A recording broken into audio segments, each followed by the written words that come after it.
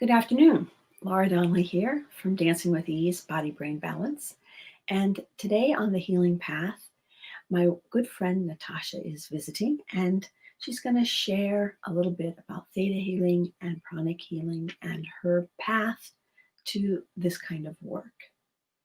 The healing path is a series of conversations with people working in all kinds of modalities because I think the healing isn't a straight line.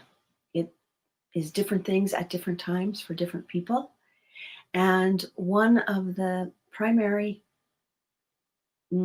commonalities that I share with most of my guests is that while having a practitioner is really helpful for guidance and direction, all healing really starts inside of ourselves with self-healing, self-care, and when we are in that open state, any kind of work we do is magnified. So here is Natasha coming on the screen. Hi there. Hi. So good to see you. Yes, likewise. Thank you so much for your invitation. I'm so happy to be here. It's good to catch up with you. Part of this for me is an excuse to catch up with all the people I care about. And I started thinking about people when COVID happened at first, and I'm like, I've called this person and that person. I'm like good 50 to 70% of the people I know are working in some area of healing. Isn't that interesting how we resonate and attract our peoples? We kind of find each other. It's so nice, and it's so and the things that where places of healing cross over, journaling with listening and different kinds of things. So why don't you share a little bit about your work, how you got involved in it? And well, when we met, we met in Julie's group, right, in the Mayans, which was an awesome experience. My goal at that time, I was on a path. I just didn't know I was on the path, right? It's interesting how you kind of get pushed and guided and directed, and you think you're doing something, but that's not really where you're going. My goal was really to expand as an entrepreneur, right? I came from a yogic background, where I'd have my yoga certification. I was a Pilates instructor.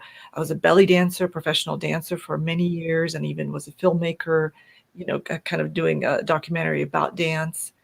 And I wanted to expand, and I wanted to, and I was still kind of finding my legs too, kind of what exactly is my niche? Who am I serving? All that was sort of forming, even in the group that we were in. And I was already doing this for, quite a few years and having been in several groups and learning marketing and et cetera.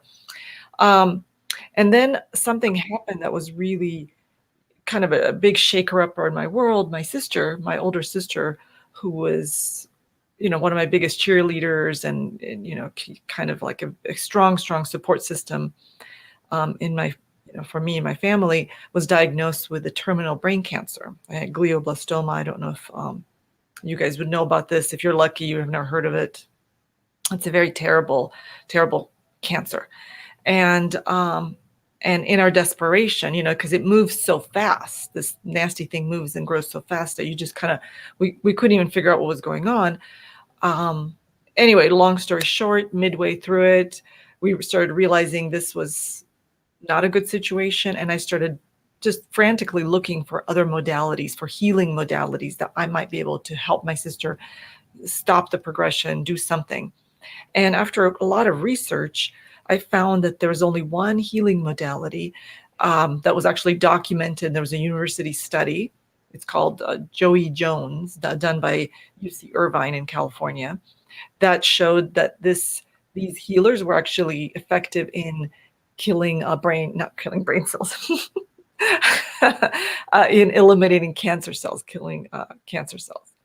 So I was like, okay, all right, I found my thing. And I dove right into it. I just took class and just took courses and practice, became a volunteer for their free clinic to just get as good as I could fast and even recruit other healers.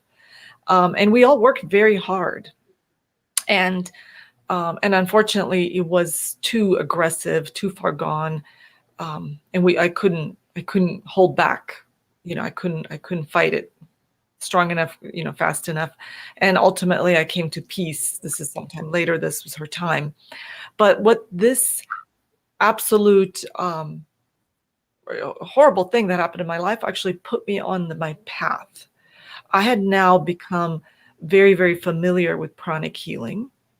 By the virtue of all the practices they teach you to purify yourself so you can become a better healer, again, thinking just I'm going to help my sister, I had kind of came to, like, I sort of up level to another vibration. So these other things that before I was chasing were no longer so sparkly, so interesting to me, right? I became really much more focused, or much more sensitive. And I'm not trying to say, and then that's when I got my sainthood and I'm so wonderful. Like, no, I struggle in so many ways, but I increased my sensitivity. I could no longer eat certain things. I could no longer see suffering, witnessing suffering bothered me a lot more. I had a whole chakra alignment in a strange way. And it clarified my path.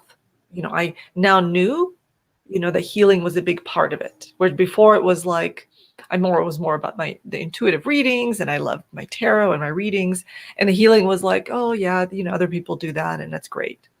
So it was a really interesting kind of almost a purification for me. Any questions? I know I'm just kind of like going on. Well, it sounds like you were doing a lot of other things in a lot of other areas and learning a lot of information and stuff. I was collecting a lot of data. Then this happened with your sister, and I remember when that happened, and that like sort of burned off the excess, sort of.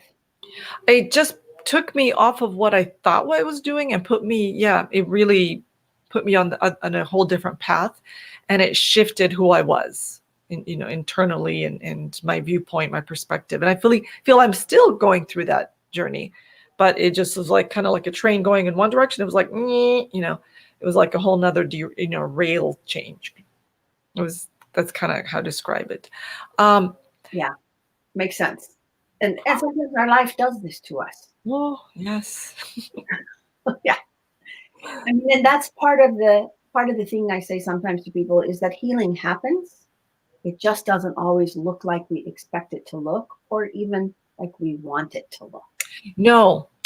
And that's another thing I learned in the journey, because you think that, okay, now because I thought, it was a whole different life after we lost my sister. Something shifted in my family. I moved to Utah from Los Angeles, California, to be closer to family, because we had drawn so close together over this, horrific thing, and even working for a company in the family. And I interpreted that as like, that was something that was, God was opening doors, that this is, kind of all the karma that I put in, and everything in the healing that was coming back to me, that was my sister from the other side taking care of me. But that wasn't the case. Actually, I was on the route for more trials. And later on, I learned from other teachers in pranic healing that is not unusual, that you think that once you get on your path, that now it's like the angels are singing and somebody's ringing a gold bell and, yay, and I'm just on my way and everything's fantastic. It's not. Actually, sometimes you go through even a deeper purification, and you get really challenged, or readied for whatever path you're on. So that next year, which I thought was kind of where I'm going to be in prosperity, in abundance, embraced by my family, was actually again facing a whole new slew of challenges, and a whole breakdown of our family circle. Oh, I'm sorry. And no, it's okay. I see the purpose of it. I see, and I'm going to get into the reward. I don't want it to be this whole like thing. This is, boy, Natasha came on and she just, was telling about her troubles. There's layers of things, and when we heal one layer, then we can see the other layer. And before we exactly heal the first layer, the other stuff is invisible. And so that's how my life seems to be a little bit. I do, or even the same thing. Oh, that one's really frustrating. I worked on this. I did this. I was really working on this. What happened? Why is it back? But it's not Yeah. back the same. Yeah. It's not back the same way exactly. I'm a different person. I've had different experiences. So this issue, whatever the issue is, doesn't evaporate from our lives. But I think as we go through different levels of healing, our ability to recenter or rebalance after this issue reappears is better or more Right. quick, or Right. we have tools and we say, oh, I remember this. And often, uh, my grandpa, he broke his arm cranking a car, like in the old days with the crank car, and it snapped back and it broke his arm. And even when he was 60, he would say to me one day, it's going to rain. And I said, how do you know? He said, that bone I broke is telling me it's going to rain. Hmm. So he hadn't done anything but that, and his bone had healed, but there was a change in him, and his bone did something different when the barometer changed. And so he knew. He always knew. He was always right. Now, I have Yeah. broken a couple of bones. I haven't tried that with my bones. Like, why aren't you guys telling me what's going on? Yeah. Yeah. No, it is hard sometimes to go through those things, but they give us the tools to help other people when they're Oh, going yeah. through their thing. You really deepen your understanding, your compassion, your capacity. It's a whole nother person that emerges from the other side. And in later research, I really, understood that this is common, that there is really very few healers, or, that this is just sort of how this reality works, and what we sign up for. And if we didn't go through this journey or these challenges, we probably wouldn't be ready, or wouldn't be able to have the tools, or have the ability, or the capacity, or be able to be a clear channel for the divine to assist. So it is what it is, and I'm sure one day I will even have a greater and deeper understanding of this, the events that transpired. Well, I'm excited to hear what you're doing these days with these ideas, these energies. How I read one of your emails about a client you had who really was willing to dive in and work with you on, because I think that healing is a lot of times a partnership. Oh yeah. And in Western medicine, a little bit, we have been taught, you go to the doctor and you say, fix me, but even with traditional medicine, I think that if we are in a mindset for healing, that the healing is magnified. That's very true. I work, like even with massage, something as simple as massage. If I am willing, if my body is open to the healing from the massage, it doesn't, like, even if it has a tight spot, it doesn't resist so much, because from the inside, I'm saying, we're working with this person to move this energy through, and my body participates, and the massage person participates, and it's like having a double massage. Exactly. Yeah, it's your receptivity. It's your receptivity. I'd like to also add one more thing to that. I think what makes a person receptive is important. I always, something I teach my students, or members in my community, is positioning is really important. That's why I really enjoy teaching tangibles, right? Translating something, a spiritual concept or a spiritual way of manifesting abundance, into actual results, right? Healings that actually give you results. And I think it's very important to position, like you're doing, right? These days, you're positioning yourself. You have a show, you have a YouTube appearance, right? You're building credibility. So the more, and why is that good for you, right? It's twofold. One, It gives you, the ability to do more, right? You get clients, you have people that hire you for certain things, and that gives more product, right? You have more time, more resources to dedicate to teaching and sharing and healing. So that's number one. Number two, if you're positioned in a way so that person sees you giving great teachings, shoulder to shoulder with other great, well-known, respected healers, influencers, intuitives, thought leaders, right? That person's receptivity is going up because they believe you. They're like, wow, look at Laura, she's here, she's there, or look at her in Swan Lake, look at her beautiful life, but these things matter. I believe her, I trust her, I am open. So that faith in you and your ability to affect changes with them is just off the charts, right? So I think that's like just something I wanted to inject because I think it's really important for people to know, because sometimes people do come to me and they're like, well, I'm doing X, Y, and Z, and yet I'm still not getting the clientele or the, right? I specialize, or what I do now more or less is I help people that are healers, sensitives, intuitives, artists, uh, create better lives. And that is through healing their blocks, eliminating their blocks. If that takes a physical healing, that's what we'll do, right? And in Bill's case, he is a fine artist. He is a sculptor. He does just amazing art. He's owned a gallery in Los Angeles, at one point. He has collectors, just a beautiful soul. But at one point, something shifted in him, and that's a long story, but I just want to say he was diagnosed with cancer. And it became kind of a roller coaster of a situation because a lot of things contracted, right? His ability to manifest abundance and create money, which he needed for his healing and all the alternative treatments and therapies, his sense of confidence, everything. There was frustrations.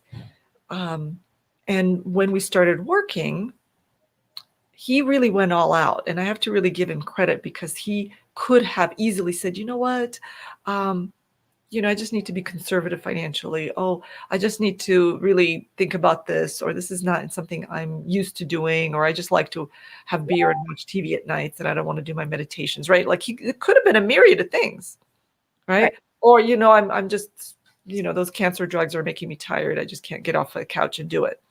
But he really showed up. He did treatments with me 3 times a week. And these are not pranic healing treatments, especially the cancer protocol is a lengthy protocol. This is not just, you don't just chant and then we do kumbaya and that's it, right? This is a 2-hour protocol. He's with me, receiving, being present for it. He did all the theta healing, and that's something else I can mention later. This is just removing blocks in receiving money. He did affirmations, everything that I intuitively picked up and guided him, he did. Long story short, let's fast forward. There was a little bit of a journey. This is 2 months fast forward. His scan, because I think there's a PSA scan that shows so at one point he was 70, which is very high, very concerning. Within those 2 months, at one point he got this scan and the next scan showed 7. The doctor was amazed. He said, I don't know what you did. There's no way that drug could have worked. You stopped using it and you only used it for a week. He started taking Chinese tea. But again, he was only taking it for 4 days prior to the test. And that just, the body didn't have a chance to properly even absorb it. So, there was a lot of other things he did. He worked on his own mindset and all that stuff. And to me, that was just such an amazing validation of what this work can do, right? What this work can do, the miracles it can produce. And not only, from my side, which I contributed, and I'm just so grateful to be part of this, but what he showed up and how he shifted. He's a different person if you talk to him. So yes. And just and one more thing I wanted to mention, because there's most of the people that I do work with actually come to me because of financial stuff or relationship stuff or things, they're feeling somehow they find themselves in a life situation that they're not happy with.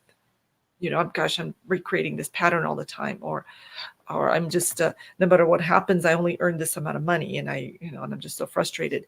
And theta healing is another modality that I work with and I'm certified in, where we can go in there and start working at those blocks. And I have a membership, so people show up, twice a month, and we work on them as a group, which is also wonderful. There's like group energy, and individually as well. And those are also have been very successful, where people have reported less resistance to, like, for example, what would be a good example, because Bill is such a good concrete example that everybody okay, so there's one of my clients, and she started her own within, during the time that we started working. She realized, she opened up, kind of, we kind of dissolved some of those layers and resistance to being seen, because I think she hid her kind of new agey, spiritual, a little bit alternative side from her family. It was something that, people get embarrassed, they don't want their parents to look and say, oh my gosh, what are you doing? Another crazy thing. Right. So she was very comfortable teaching one, or developing herself in one way, but this was this whole side that was in the dark, that was really waiting to come out, and just kept knocking on the door. So she became far more comfortable through the theta work in dissolving those blocks to, I'm comfortable being seen and appreciated for who I am. That was a download that finally took. And then we started working on, I'm comfortable earning money from my spiritual work and my spiritual teachings and the healings that I do. Because again, you would be surprised, a lot of people have these weird little blocks about if I'm truly a good healer or truly a good person, I'm going to do everything for free, or it's a lot of things, and there's a lot of layers, and everyone has their own little things. So we had to work on that for a little while, and give her a sense of comfort in accepting money and asking for money and attracting people. In a lot of times, this is my block. And let me know if I'm starting to, kind of jumble things up. If you can follow what I'm saying. My block was, and this is my work with my teacher who taught me theta healing and conducted the class that I got certified in. I taught tarot back in Los Angeles. So I taught tarot classes, and I really enjoyed them, but I noticed that I could only make a certain amount of money. Right. So this was my cap. And it was the same number of students and the same amount of money. And suddenly somebody new came in, or a couple of new people came in, and then I lost a couple of people. Right. And I'm like, well, how did these people reshuffle? Like, I'm back at that same cap, same ceiling. So frustrating. And I came in to Eileen, my theta person, and I said, can you please help me? What is going on? Why am I? And she went in to try to remove that block, because it's not always straightforward, right? You don't just kind of go, okay, let's pluck that block and you're done. A lot of times when you, we'd all be like, yay, it'd all be super easy. And so she went in, and when you go into theta, this is a different modality now from pranic healing. Pranic healing is actually working with the chakras, and actually you're working with a person's energetic field, right? You can heal anxiety, you can heal phobias, you can heal physical ailments. Depending on how entrenched the ailment is, or the quality ailment, is how long it takes, how many sessions you need. With theta healing, things can go faster if the person allows you. So for example, let's say I'm working with someone, and this is a person I actually worked with. It's always easier to give examples. And he was an artist, and he wanted to, again, make more money. And I was pulling those blocks and downloading, I'm now comfortable making more money. When I witnessed it, right, because you can actually see, it's really quite amazing. And I saw his spiritual self, his energetic self, as a little boy in a fetal position. He was so scared and self-protective. It was very hard for him. Like, he didn't trust, he didn't know, it was just very hard for him to shift, to change, to even accept and open himself up to more people, right? And I had to tell him, I said, look, I can only download a little bit more money. That's how much you were able and willing to accept, this slight increase. So work with that, and then let's get back, give it a couple weeks or a month. And then when you feel, okay, I'm now comfortable, I've expanded to $500 more, right? Then we can stretch you a little bit more. That's kind of, you see how it like kind of works. For myself, going back to my story of the tarot class, when Eileen kind of went in to look at my energetic resistance, what was happening, why was this being created, what she saw that I was actually overwhelmed. And I didn't have the boundaries at that time or the capacity to deal with all these different personalities coming in, right? So getting more people was scary to me. It was just different people wanting readings, interrupting, their different energy bringing to the class. It was overwhelming for me at that time. So once she told me that, and I was able to understand that, I actually pushed it, which you can do. I said, nope, I override that. I want double my class right now. Within 2 days, I got that, right? My class doubled from those 4 people to 8 people. It was a really nice financial boon, but it was a very difficult class. One girl came in and was, we didn't realize at the time, had an addiction. She came in completely high a few times. We had trouble. We had a lot of different issues, and because it sounds like the issues came up that were kind of echoing what you had been worried about. Right. Again, and energetically, I was not ready. The people that I was attracting based on my frequencies, I could only handle 4 of them. I was like, so, and if I had stronger leadership or stronger boundaries at that time, I could have been like, okay, please, you're being inappropriate. I need you to leave the class, come back, or don't come back. I would have been in a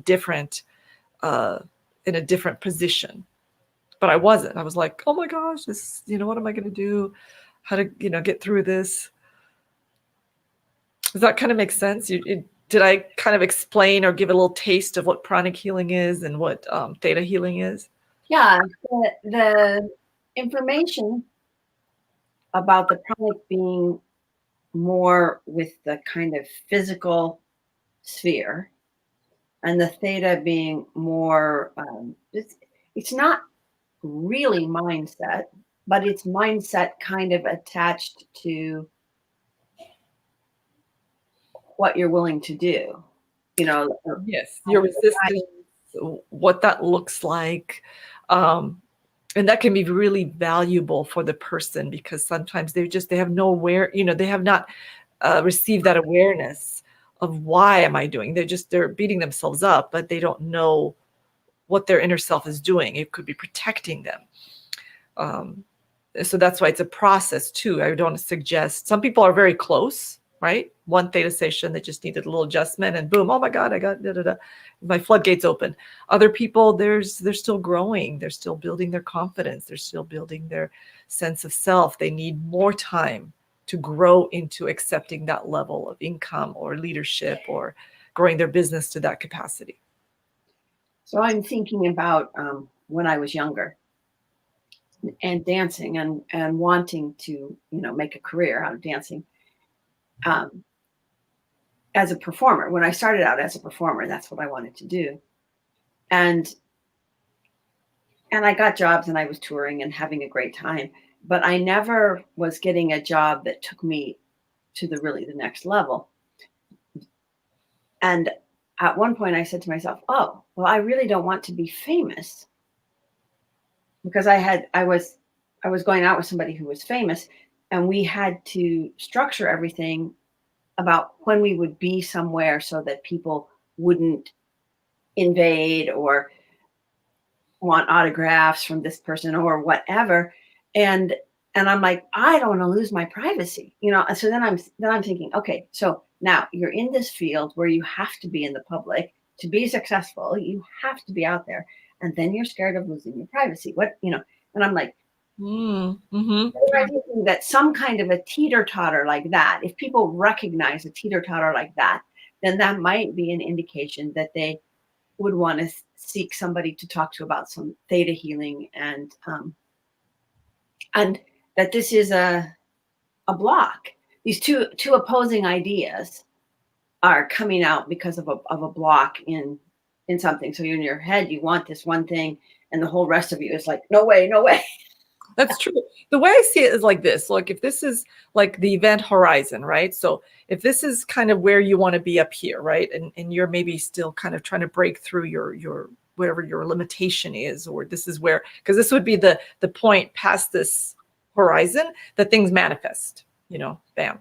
So then you have people that are very close, that are just need a few adjustments. They need like to add some awarenesses. They may be working on themselves in terms of their confidence, personal strength, or they just were lucky enough they came from a family that gave them a lot of validation, and they have that in kind of internal compass where they know to stand up for themselves and stuff like that. So you have those, and they need a little adjustment, and boom, they can increase, and it can happen quite fast. Like all of a sudden it's like, oh my gosh, I'm doubling my income or whatever.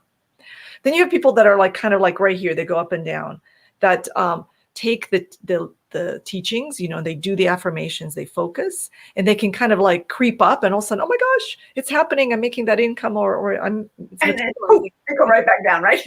Stop the affirmations, and a couple of weeks later, they go back into the same mindset, whatever the repeated thoughts are. So they have to, we got to get to the core. What is, what habits, what thought patterns are there? Then these are the more difficult cases. We have people that are down here, and those people that have been traumatized in some way. So those traumas are really keeping them in that brain loop. It's very difficult for them to they need that trauma needs to be addressed for them to be able to take a breath and have the courage to step up and be seen and explore, and even their breadth of vision opens up so they can even see like, oh gosh, this is available to me, right? So these are the like in the trauma, it's pranic healing, right? It's pranic psychotherapy healing that has to be done, right? To even remove some of these, because what happens, your chakras with addiction or with very, very difficult mental conditions, right, get torn, and there's little buggies and little other entities and stuff like that get into your energetic field. So all that has to be cleaned up, and you have to be shielded. It has to be done several times until that person gets in a higher frequency and kind of has some vision, right? And then you can start building and building, right? But it's all doable.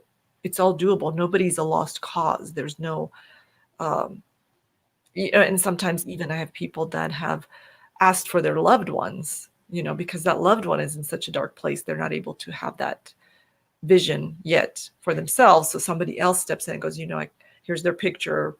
I would like you to work on with pranic healing, because the energy is coming in, you're funneling divine energy. You don't need to specifically ask permission, right? Because it's divine energy that's working on them. With theta healing, you do need permission, because some of the things that you're moving those blocks around, the person does need to be in agreement, because again, you can remove the block that's actually there to protect them from exposing themselves too much or being in a situation they're not equipped yet to handle, right? So you do need them to be like right there with you and co-creating and giving you the right words to use and stuff like that. So that has been, yeah. No, it sounds really fascinating, and it's very interesting to me how you are how the two different types of healing work together. In